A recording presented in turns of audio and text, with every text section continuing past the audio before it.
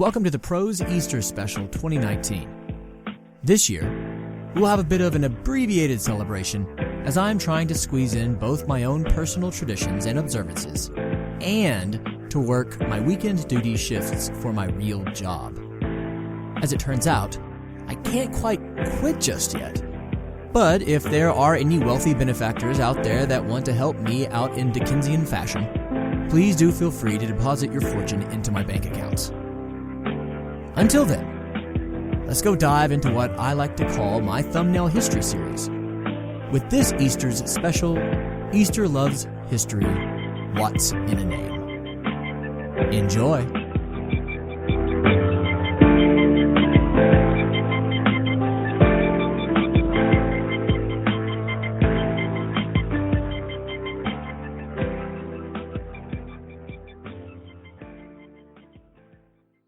Easter. So, what's it all about? In past Easter Loves History specials, we've delved into Constantine the Great, Ashurbanipal II and III, Charlemagne, and many, many other figures that factor into the Christian tradition, be that impact direct or indirect. But, this year, I thought that looking directly at the name of the holiday itself might be a bit interesting for anyone that's been on social media since its advent.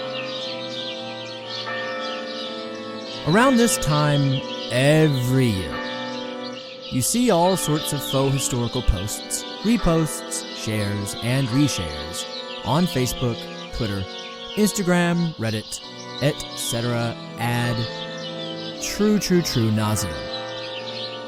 Basically, the cool kids who think that the Christian faith is not nearly hip enough for them these days, and who think that the Christian faith has diverted the course of history too much and too often, which, might sometimes be the case, seek to underscore some of the more prevalent oddities and non sequiturs that make up all things modern Easter tradition. The Easter Bunny is part of a fertility rite. Nah, bruh.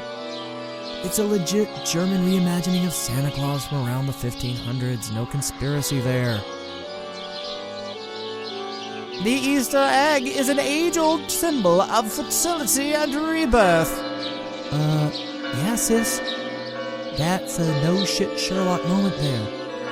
It was hijacked rather early on, what with the whole resurrection thing being the cornerstone of the religion. Moreover, like meat, they were disallowed during Lent. Apparently the early church participants understood eggs as vegans and hipsters do. Easter lilies, Easter baskets, Easter egg hunts. I can go on forever. But most of these now traditional Easter staples have rather benign and pretty damn pious histories behind them. Sorry to say, most, if not all, were not blatantly shoplifted from cooler predating pagan faiths, and most assuredly not the cooler predating pagan faiths that people point to.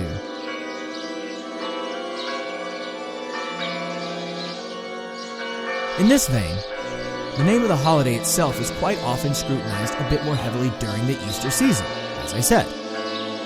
I'm sure you've all seen the meme treatment of Ishtar.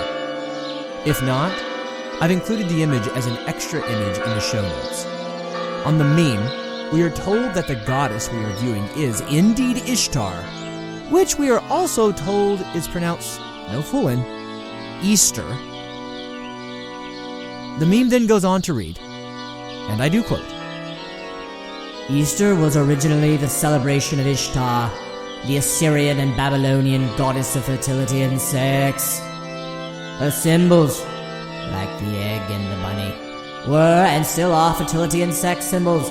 Or did you actually think eggs and bunnies had anything to do with the resurrection? After Constantine decided to Christianize the empire, Easter was changed to represent Jesus.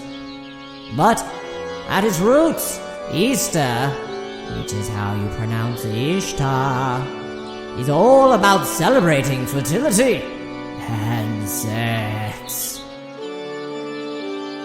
Ooh, how naughty. How salacious, how sexy, how intriguing. Right?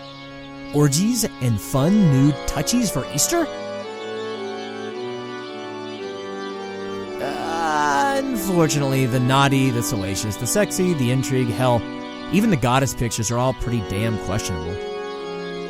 The name for this holiday comes from older traditions, but those traditions really are unlikely to be Babylonian in origin, for a multitude of reasons, too many to list here. Still, yes, indeedy-do, some religious figures a little closer to the Germanic roots of our beautiful, venerated tongue are more likely to be behind our framing of the name of the holiday in English.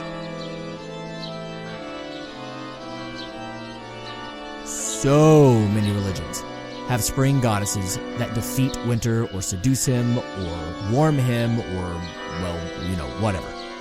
Ostra shows up in the general vicinity of Denmark, Sweden, Norway, etc. Those Scandinavian types. Those bloody Anglo-Saxons that were rampaging all over the place tossed an E in front of that name for Eostra. Quite on the nose, the various tribes making up the lands that would one day be unified as Germany called this deity, at least some of them, wait for it, yeah, you guessed it, Easter. Nope, sorry, no Ishtar here. If the holiday hijacked its name from a pagan religion, it's from one of those fantastic spring goddesses and the corresponding religions that are flouncing around in northwestern Europe. Oh! And don't forget, we English speakers aren't the only ones that celebrate the holiday. In fact, as per the meme's own argument, the whole package deal began with Constantine in the Roman Empire. So, wait a second. Pasqua in Italian, Pasqua in Spanish, Pascua in Portuguese, Pâques in French, Pascha in Greek, Pascha in Romanian, Pashi in Russian, and the list goes on and on and on. You get to German, it's Oster. And before you get all excited, yes, those names all do deal with the Paschal, or Pascal, I can't find out a legit place to pronounce it, but let's go with Paschal, full moon. The first full moon of the northern spring that has had and has damn near always had a connection with Passover. Judeo-Christian belief, ...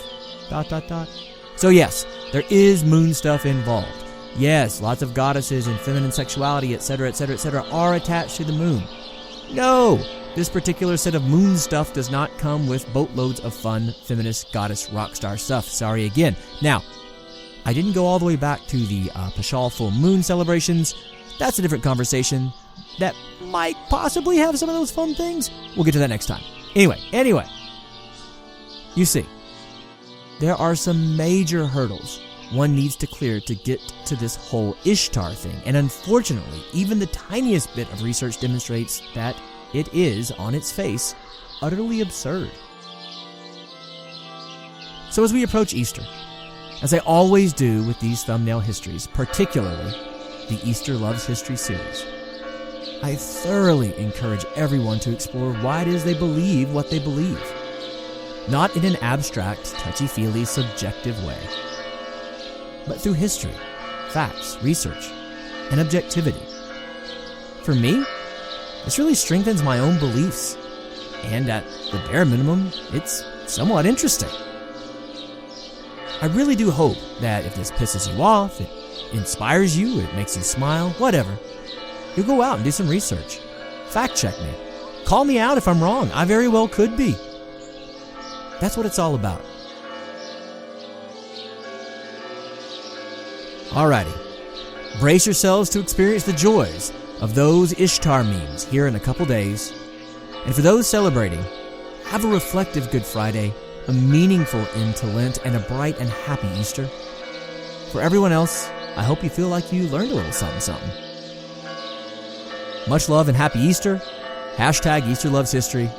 Hashtag Thumbnail History.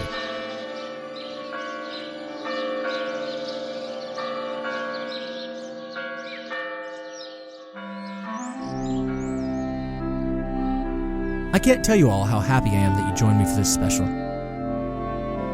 Just so you know, all sounds you hear are coming from YouTube's recently launched royalty-free audio library.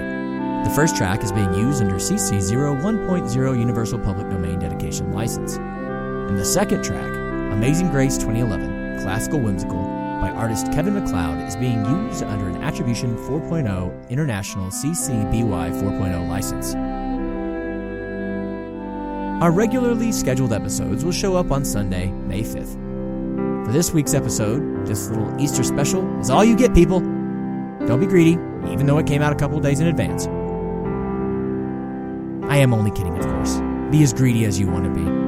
I love if you want more episodes. Unfortunately, you're not going to get them until the 5th of May. So, as always, thank you so much for listening to the special, and to me, and to the show.